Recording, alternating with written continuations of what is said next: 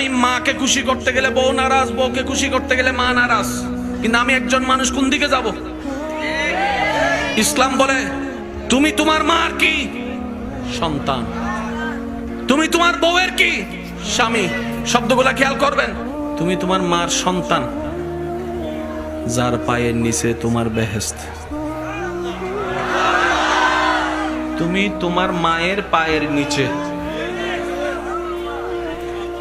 তুমি তোমার বউয়ের কি? স্বামী। স্বামী মানে অভিভাবক। অভিভাবক কি নিচে না উপরে? মায়ের পায়ের নিচে তুমি, আর বউ তোমাকে মাথার উপর রেখেছে, কারণ তুমি বউয়ের অভিভাবক।